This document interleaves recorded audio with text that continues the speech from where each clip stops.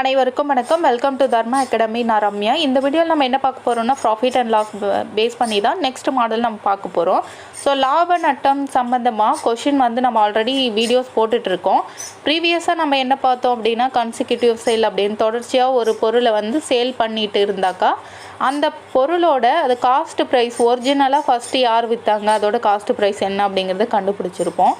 அதோட வீடியோ வந்து டிஸ்கிரிப்ஷனில் நான் லிங்க் பண்ணிக்கிறேன், அதை செக் பண்ணிக்கோங்க. ஸோ அந்த மாதிரி வீடியோ நீங்கள் பார்த்துட்டு இந்த வீடியோ கண்டினியூ பண்ணால் தான் உங்களுக்கு கொஞ்சம் கிளியராக புரியும். ஏன்னா அதில் இன்ட்ரடக்ஷன் பேசிக் எல்லாமே சொல்லியிருக்கேன். ஸோ இந்த வீடியோவில் வந்து இந்த மாதிரி டைப் பார்த்துடலாம். இதில் வந்து என்ன டைப் அப்படின்னாக்கா ஃபஸ்ட்டு ஒரு பொருளை வந்து நம்ம என்ன விலைக்கு வாங்கணும் அப்படிங்கிறது தெரியாது. ஸோ காஸ்ட் ப்ரைஸ் தெரியாது அப்படிங்கிறதால எக்ஸ்ன்னு வச்சுப்போம். அந்த பொருளை ஒரு 5% ப்ராஃபிட்டில் விற்கிறோம் அப்படின்னாக்கா ஓகேவா, நமக்கு 105% கிடைக்கும். நான் 105 அப்படின்னு எப்படி எழுதியிருக்கேன்னு பாருங்கள். 100% அப்படிங்கிறது நம்ம காஸ்ட் ப்ரைஸ் தெரியலனா பேஸாக நம்ம எடுத்துக்குவோம். ஓகேவா, அது வச்சு தான் நம்ம எல்லா சமம் போட்டுட்டு வரோம். அது மாதிரி தான் 105ன்னு எடுத்திருக்கேன். ஸோ அதுக்கப்புறம் அதே பொருளை ஒரு 25%க்கு நம்ம அடுத்ததாக விற்கிறோம் அப்படின்னாக்கா இதில் வந்து 125% நம்மளுக்கு வந்து ப்ராஃபிட் கிடைக்குது. ஓகே, இந்த ரெண்டு ப்ராஃபிட்க்கும் இந்த ரெண்டு பாசிபிளுக்கும் டிஃப்ரென்ஸ் எடுங்களேன், உங்களுக்கு 20% கிடைக்கும். ஓகேவா, இந்த 20% வந்து எவ்வளோ அப்படிங்கிறது கொஷினில் கொடுத்துருவாங்க. சரிங்களா, நமக்கு காஸ்ட் ப்ரைஸ் தான் கண்டுபிடிக்கணும். இப்போ ஒரு பொருளையே நம்ம நார்மலாக வந்து ஒரு 5%க்கு விற்றா எவ்வளோ, இதுவே 25% இன்னும் கொஞ்சம் மேலே விற்றா எவ்வளோ நமக்கு கிடைக்குது அப்படிங்கிற பாசிபிள் தான் இது. ஒரு பொருளை வச்சு தான் நம்ம இதை பண்ணிகிட்ருக்கோம். சரிங்களா, இதை வச்சு தான் நம்ம போட போகிறோம். வாங்க சம்குள்ளே போகலாம். ஃபஸ்ட்டு சம் பாருங்கள். விஜய் ஒரு கடிகாரத்தை 5% லாபத்தில் விற்றார். மேலும் ரூபாய் 72க்கு விற்றிருந்தால் 5% லாபத்தில் விற்றுருக்காங்க. காஸ்ட் ப்ரைஸ் என்னன்னு தெரியாது, எவ்வளோக்கு வாங்கினாங்க அப்படிங்கிறது. சரிங்களா, 5% லாபத்தில் விற்றாங்க ஃபஸ்ட்டு. அதுக்கப்புறம் மேலும் 72 ரூபாய் கிடைக்குது. சரிங்களா, எப்போனா 13% லாபத்தில். இந்த கடிகாரத்தோட விலை என்ன அப்படின்னு கேட்குறாங்க. காஸ்ட் ப்ரைஸ் தான். ஓகேவா, கொஷின் அண்டர்ஸ்டாண்ட் ஆகிட்டுருக்கோம் உங்களுக்கு. இப்போ காஸ்ட் ப்ரைஸ் அப்படிங்கிறது நமக்கு தெரியாது. ஸோ எக்ஸ்ன்னு வைங்க, இல்லைன்னா நீங்கள் வந்துட்டு கொஷினில் உங்களுக்கு எப்படி தோணுதோ அந்த மாதிரி கூட நீங்கள் போட்டுக்கலாம். ஃபஸ்ட்டு எத்தனை பர்சன்டேஜ் சொல்லிட்டாங்க, 5% வந்து ப்ராஃபிட் அப்படின்னு சொல்லிட்டாங்க. அது 105 அப்படிங்கிறத நம்ம எடுத்துக்கலாம். ஸோ அடுத்தது வந்து 13% மேலும் கிடைக்குது. எப்போன்னு பார்த்தீங்கன்னா 72 ரூபாய் இந்த டிஃப்ரென்ஸில் கிடைக்குது. சரிங்களா, 72 ரூபாய் இருக்குது. 13% அப்படிங்கிறது 113% அப்படிங்கிறது நம்ம எழுதுவோம். சரிங்களா, இப்போ வந்து இதை இந்த 2%க்கும் டிஃப்ரென்ஸ் எடுங்க. 105க்கும் 113க்கும் டிஃப்ரென்ஸ் நீங்கள் எடுத்திங்கன்னா 8% அப்படின்னு கிடைக்கும். இந்த 8% இந்த மிடில் இருக்கு இல்லையா, இதுதான் நமக்கு 72 ரூபாய். ஓகேவா, இப்போ நமக்கு காஸ்ட் ப்ரைஸ் தான் தேவை, அது நமக்கு தெரியாத 100%ன்னு வைங்க. எக்ஸை ஈக்குவேட் பண்ணுங்கள். இப்போ வந்து எக்ஸு தேவை அப்படின்னாக்கா எக்ஸை வந்து நம்ம ஸோ ஒரு பக்கம் வச்சுட்டு மற்ற வேல்யூஸ்லாம் வந்து அந்த பக்கம் அனுப்புங்க. 72 × 100 / 8 அப்படிங்கிறது. ஓகேவா, இது 9 டைம் அடிக்கலாமான்னு பாருங்கள். அப்போ எக்ஸுங்கிறது 900 அப்படின்னு நமக்கு கிடச்சிரும். ஓகேவா, இதில் நம்ம ஃபார்முலா எதுவுமே யூஸ் பண்ணல, நம்ம கொஷின் வச்சு அப்படியே டிரைவ் பண்ணியிருக்கோம். சரிங்களா, இப்போ இந்த கொஷினில் இப்போ நம்ம 900 அப்படின்னு காஸ்ட் ப்ரைஸ் கண்டுபிடிச்சிருக்கோம் இல்லையா. காஸ்ட் ப்ரைஸ்னால் எந்த விலைக்கு வாங்கணும் அப்படிங்கிறது. இது சரியாக தப்பானு எப்படி நம்ம கண்டுபிடிக்கிறதுன்னு பாருங்கள், அதுவும் நான் சொல்லிடுறேன்.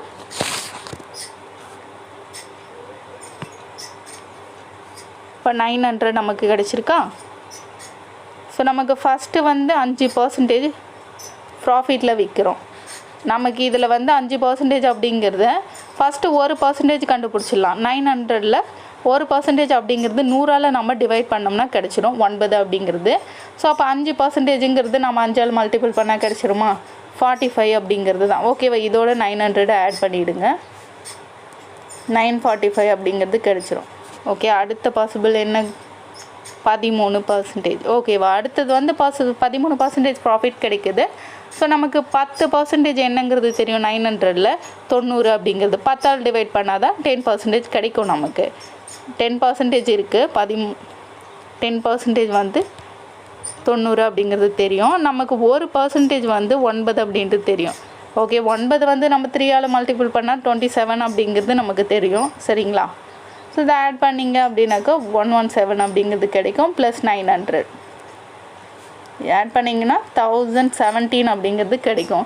இப்போ இந்த ரெண்டு வேல்யூக்கும் டிஃப்ரென்ஸ் நீங்கள் எடுங்க. டிஃப்ரென்ஸ் அப்படிங்கிறது மைனஸ் பண்ணி கிடைக்கிற வேல்யூ தான். இது 72 அப்படிங்கிறது கிடைக்கும். இந்த வேல்யூ கரெக்டாக வந்துடுச்சுன்னா நம்ம கண்டுபிடிச்சிருக்க ஆன்சர் வந்து கரெக்டுன்னு அர்த்தம்.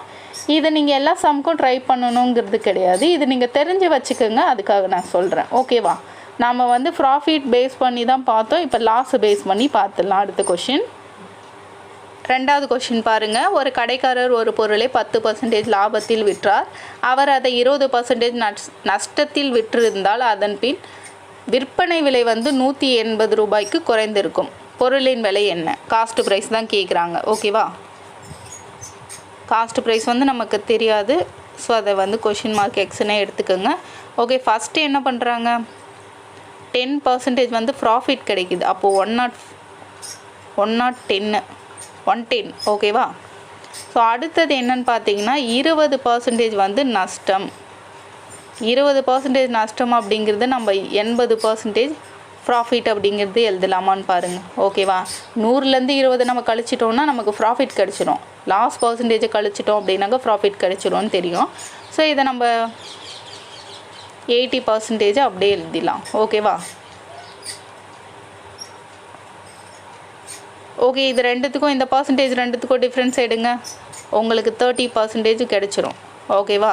இந்த 30% அப்படிங்கிறது தான் 180 ரூபான்னு கொடுத்துட்டாங்க அவங்களே. ஏன்னா அதுக்கு பின்னாடி இப்போது 10% லாபத்தில் விற்றுட்டு அதுக்கப்புறம் 20% நஷ்டத்தில் விற்கும் போது நமக்கு 180 ரூபா குறையுதுன்னு சொல்லிட்டாங்க. அப்போ இதுதான். ஓகேவா? நம்ம அப்போ கண்டுபிடிச்சிட்டோம் பாருங்கள். இப்போ 30% அப்படிங்கிறது தான் 180 ரூபான்னு கண்டுபிடிச்சிடும். காஸ்ட் ப்ரைஸ் நமக்கு தெரியாது. 100 வைங்க எக்ஸு. இப்போ எக்ஸோட வேல்யூ ஈஸியாகவே கண்டுபிடிச்சிடலாம். மல்டிபிள் பண்ணுங்க. அப்படி எக்ஸ் ஈக்குவல் டு 180 × 100 கீழே டிவைட் பை 30 அப்படிங்கிறது கிடைக்கும். 0 அடிச்சிடுங்க. இது வந்து 6 டைம் வருமா? அப்போ 600 அப்படிங்கிறது தான் நமக்கு அந்த பொருளோட காஸ்ட் ப்ரைஸ் நம்ம கண்டுபிடிச்சிடும். ஓகேவா? இது வந்து ஃபார்முலா எதுவுமே கிடையாது, கொஷின் வச்சு அப்படியே போட்டிருக்கோம். இதை நீங்கள் கிளியராக புரிஞ்சுக்கிட்டிங்கன்னா ஈஸியாக போட்டுடலாம். சரிங்களா? அடுத்த கொஷின் வந்துட்டு உங்களுக்கு நான் ஹோம்ஒர்க்காக கொடுக்குறேன். ஸோ இந்த கொஷின் பாருங்கள். ராஜு ஒரு கடிகாரத்தை 5% லாபத்தில் விற்றார். மேலும் 24 ரூபா அதாவது விற்றிருந்தால் அவருக்கு 11% லாபம் கிடைச்சிருக்கும். இப்போ கடிகாரத்தோட விலை என்னன்னு தான் கேட்குறாங்க. நமக்கு காஸ்ட் ப்ரைஸ் வந்து தெரியாது, அதை தான் கண்டுபிடிக்க போகிறோம். 5% ப்ராஃபிட் அப்படிங்கிறது நம்ம 105 அப்படிங்கிறது எழுதிடலாம். ஓகே, அடுத்தது வந்து எவ்வளோ? 24 ரூபாய்க்கு கிடச்சிருக்கும். எப்போனா 11% விற்றுருந்தா 111 அப்படிங்கிறது இங்கே வரும். ஸோ இந்த 2%க்கும் டிஃப்ரென்ஸ் எடுத்திங்கன்னா உங்களுக்கு அது ஈக்குவல் டு 24 அப்படிங்கிறது எழுதுவீங்க. அதுக்கப்புறம் cost price 100% equal to x அப்படிங்கிறது எடுத்து நீங்கள் கிராஸ் மல்டிபிள் பண்ணிட்டீங்க அப்படின்னாக்கா எக்ஸோட வேல்யூ கிடச்சிடும். ஓகேவா? ஸோ அந்த மாதிரி ட்ரை பண்ணி பாருங்கள். நம்ம அடுத்த டைப் பார்க்கலாம். இந்த 4th சம் பாருங்கள். இது வந்து நெக்ஸ்ட்டு மெத்தட் தான், ஆனால் நான் இந்த வீடியோவிலே கொடுத்துருக்கேன். ஒரே மாதிரியான 4 பொம்மைகளின் விலையில் 3 பொம்மைகளை விற்றால் லாப பர்சன்டேஜ் என்ன அப்படின்னு தான் கேட்குறாங்க. ஸோ இது என்ன மெத்தட் அப்படின்னாக்கா எக்ஸ் அப்படிங்கிறத எடுத்துக்கோங்க. இதோட காஸ்ட் ப்ரைஸ் வந்து ஒய் அப்படிங்கிற பொருளோட செல்லிங் ப்ரைஸ்க்கு ஈக்குவலாக இருக்கும். ஓகேவா? அவங்க என்ன கொடுத்துருக்காங்கன்னு பாருங்கள். ஒரே மாதிரியான 4 பொம்மைகளின் விலையில் 4 பொம்மையோட காஸ்ட் ப்ரைஸில் 3 பொம்மை இருக்கு இல்லையா, அந்த 3 பொம்மையோட விற்ற விலைக்கு சமம் அப்படின்னு கொடுத்துருக்காங்க. இப்போ இதில் ப்ராஃபிட் பர்சன்டேஜ் என்ன அப்படின்னு கேட்குறாங்க. இந்த மாதிரி கொஷின்லாம் வந்து சிம்பிளாக தான் இருக்கும், ஆனால் கேட்குறதுக்கு நிறைய பாசிபிள் இருக்குது, தெரிஞ்சு வச்சுக்கோங்க. ஸோ நம்ம கொஷின் ஈஸியாகவே போட்டுடலாமா? இதுக்கும் ஃபார்முலாஸ்லாம் எதுவும் கிடையாது. இப்போ ப்ராஃபிட்டோட பர்சன்டேஜ் எப்படி கண்டுபிடிப்போம்? நம்ம profit percentage equal to selling price minus cost price divide பையில் காஸ்ட்டு ப்ரைஸ் இருக்கும் இந்த 100 அப்படிங்கிறது தான் இது ஃபார்முலா. ஓகேவா? நமக்கு 4 டாய் வந்து அதோட காஸ்ட்டு ப்ரைஸ். ஓகேவா? Cost price equal to x அப்படின்னு நம்ம எடுத்துக்கிறோம் அப்படின்னாக்கா, ஸோ செல்லிங் ப்ரைஸில் 3 டாய்ஸ் 3 பொம்மைகள் அதோட விலையும் எக்ஸுன்னு தான் நம்ம எடுத்துக்குவோம். ஏன்னா வந்து இதில் இருக்குது இல்லையா, இந்த காஸ்ட்டு ப்ரைஸு செல்லிங் ப்ரைஸ் அப்படிங்கிறது ரெண்டுமே வந்து சேமாக இருக்கும் இந்த 4 பொம்மைக்கும் 3 பொம்மைக்கும் அப்படிங்கிறது தான் கொடுத்துருக்காங்க. இப்போ காஸ்ட் ப்ரைஸ் என்னங்கிறது நம்ம இதை வச்சு கண்டுபிடிச்சிடலாமா? ஒரு பொம்மையோட விலை கண்டுபிடிச்சாக்கா 4 பொம்மையோட விலை என்னங்கிறது தெரிஞ்சுக்கலாம். ஸோ எக்ஸ் டிவைட் பை 4ங்கிறது எக்ஸ் டிவைட் பை 3 அப்படிங்கிறது தான். ஓகேவா? இப்போது நமக்கு காஸ்ட் ப்ரைஸும் தெரிஞ்சிச்சு, செல்லிங் ப்ரைஸும் தெரிஞ்சிச்சு. அப்போ ப்ராஃபிட் கண்டுபிடிச்சிடலாமான்னு பாருங்கள். X by 3 minus x by 4 அப்படிங்கிறது கீழே வந்து 12 அப்படின்ட்டு இருக்கும். 4x மைனஸ் 3x அப்படிங்கிறது இருக்கும். அப்போ எக்ஸ் பை 12 அப்படிங்கிறது தான் நமக்கு ப்ராஃபிட். ஓகேங்களா? ப்ராஃபிட் கண்டுபிடிச்சிட்டோம். ஸோ அவ்வளோதான், இதை அப்ளை பண்ணிடலாம் ப்ராஃபிட் பர்சன்டேஜுக்கு. ப்ராஃபிட் பர்சன்டேஜ் அப்படிங்கிறது ப்ராஃபிட் ஆல்ரெடி நம்ம கண்டுபிடிச்சிட்டோம். எக்ஸ் பை 12 அப்படிங்கிறது டிவைட் பை காஸ்ட் ப்ரைஸ் என்னென்னு இருக்குது, எக்ஸ் பை 4 அப்படிங்கிறது இன்ட்டு 100. ஸோ இதை மேலே எடுத்துகிட்டு போயிடலாம். X divide by 12 into 4 by x into 100. So 4 வந்து 3 டைம் அடிச்சிடலாம். இங்கே எக்ஸை அடிச்சிடுங்க. அப்போது நமக்கு 100/3 அப்படிங்கிறது தான் கிடைக்கும். ஒருவேளை இது மாதிரி ஆப்ஷனில் இருந்ததுன்னா இப்படியே போட்டுருங்க. அப்படி இல்லை அப்படின்னாக்கா டெசிமல் பாயிண்ட்டாக இருந்துச்சுன்னா 33.33 அப்படின்ட்டு வரும். ஸோ இப்படியும் இல்லை அப்படின்னா இன்னும் சிம்பிள் பண்ணியிருப்பாங்க. 33.1/3% அப்படின்னும் இருக்கலாம் ஆப்ஷனில். இது மாதிரி 3 மாதிரி ஆன்சர் கூட இருக்கலாம். இதை நீங்கள் தெரிஞ்சு வச்சுக்கோங்க. ஓகேங்களா? அடுத்த கொஷின் வந்து 15 டேபிள்களின் விலை வந்து 20 டேபிள்களின் விற்பனை விலைக்கு சமம்.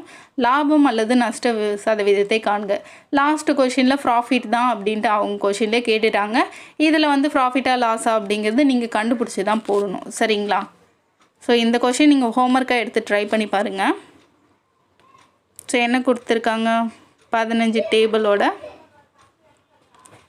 காஸ்ட் ப்ரைஸ் அப்படிங்கிறது எக்ஸுன்னு நம்ம எடுத்துக்கலாம். 20 டேபிளோட செல்லிங் ப்ரைஸும் எக்ஸ்ன்னு எடுத்து போடுங்க. எக்ஸ் பை 15 எக்ஸ் பை 20 அப்படின்ட்டு இருக்கும். இதுக்கு ப்ராஃபிட் கண்டுபிடிச்சிடுங்க. ப்ராஃபிட் வராது இதில், ஏன்னா 15 டேபிளோட காஸ்ட் ப்ரைஸ் வாங்கினது வந்து 20 டேபிளில் விற்றதுக்கு சமம் அப்படிங்கிறது கண்டிப்பாக லாஸ் தான்.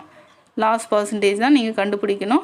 ஸோ இது லாஸா ப்ராஃபிட்டா அப்படிங்கிறது எனக்கு தெரியல அப்படின்னு சொன்னீங்கன்னா நீங்கள் ப்ராஃபிட்லேயே போட்டு ட்ரை பண்ணுங்கள். ஓகேங்களா? ப்ராஃபிட் பர்சன்டேஜ்லேயே ட்ரை பண்ணுங்கள். மைனஸாக வந்துச்சுன்னா லாஸ் அப்படிங்கிறது அர்த்தம். ஓகேவா? இல்லைன்னா ப்ராஃபிட் தான். அவ்வளோதான். இதுதான் ஈஸியாக நீங்கள் கண்டுபிடிச்சிடலாம். ஓகேங்களா? இந்த வீடியோ அவ்வளோதான் ஃப்ரெண்ட்ஸ். ஓகேங்களா? அடுத்த வீடியோவில் வந்து இருக்கிற இன்னும் 2 மாடல் ப்ராஃபிட்டும் லாஸும் நான் கொடுத்துட்றேன். இந்த வீடியோவில் எதாவது டவுட் இருக்குன்னா நீங்கள் கமெண்ட் பண்ணுங்கள். வீடியோவில் இருக்க இன்ஃபர்மேஷன் உங்களுக்கு கிளியராக புரிஞ்சதுன்னா வீடியோக்கு ஒரு லைக் பண்ணுங்கள். சேனலுக்கு நியூவாக இருந்தால் சப்ஸ்கிரைப் பண்ண மறந்துடாதீங்க ஃப்ரெண்ட்ஸ். Thank you to all.